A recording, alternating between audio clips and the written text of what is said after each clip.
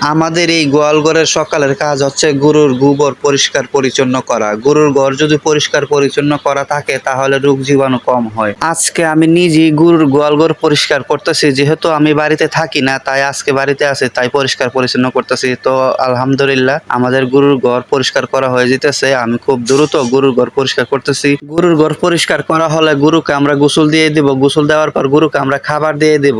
গরুকে যদি সুস্থ সবল রাখতে হয় তাহলে অবশ্যই গরুর ঘর সবসময় পরিষ্কার পরিচ্ছন্ন রাখতে হবে, কেননা পরিষ্কার পরিচ্ছন্নের মাধ্যমে গরুর রোগ জীবাণু সব দূর হয়ে যায়। এখন বর্তমানে তাপমাত্রা অনেক বেশি, তাই গরুকে 2 থেকে 3 বার গোসল করাতে হবে। যদি আপনি সঠিক নিয়মে গরুকে 2 থেকে 3 বার গোসল করেন তাহলে অবশ্যই আপনার গরু সুস্থ সবল থাকবে। আমরা গরুকে 2 বেলা গোসল করাই, সকালে এবং বিকালে। ফ্রিজিয়ান ক্রস গরুগুলোকে অবশ্যই 2 থেকে 3 বার গোসল করাতে হবে। এই গরুগুলোকে যত ঠান্ডার মধ্যে রাখা যাবে তত দুধ উৎপাদন বেশি হবে। যদি আপনি 2 থেকে 3 বার গোসল করেন তাহলে অবশ্যই আপনার গরু দুধ বেশি দিবে। অনেকেই বলবেন যে গরুকে গোসল করালে আবার দুধ বেশি দেয় নাকি? ফ্রিজিয়ান ক্রস জাতের গরুকে গোসল করালে দুধ উৎপন্ন বেশি হয়। আলহামদুলিল্লাহ আমরা একটা গাভী দিয়ে শুরু করছি, তো আলহামদুলিল্লাহ আমরা আরেকটা গাভী কিনবো, ক্রস ফ্রিজিয়ান জাতের দুধের গাভী। আসসালামু আলাইকুম ওয়া রাহমাতুল্লাহি ওয়া বারাকাতুহু। আমরা দেখতে পাচ্ছেন এই ষাঁড় গরুটা, এটাকে কালকে আমরা কিনে আনছি বরাবর 1 লক্ষ টাকায়।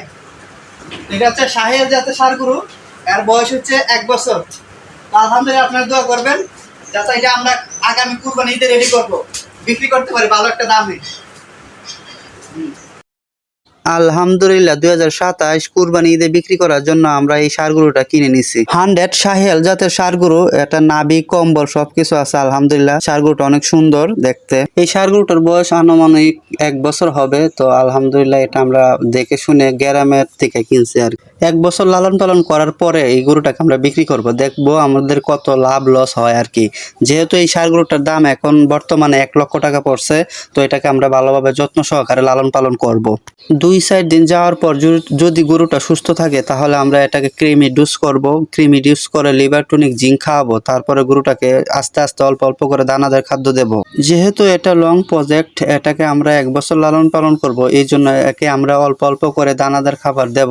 এই ষাঁড় গরুটা আমার বাবার খুব পছন্দের, তো এই ষাঁড় গরুটার একটা নাম রাখবো। তো আপনারা বলবেন কোন নামটা রাখা যায় এই ষাঁড় গরুটার।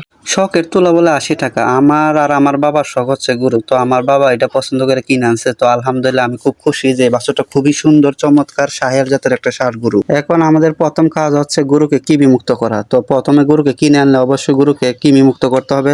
তাই এখন আমরা কয়েকদিন যাওয়ার পরে গরুকে কৃমির ওষুধ দেবো, কৃমির ওষুধ দিয়ে কৃমি মুক্ত করবো গরু। তো সবাই আলহামদুলিল্লাহ বলবেন গরু বাছুরটিকে দেখার পর, তাহলে নজর লাগবে না।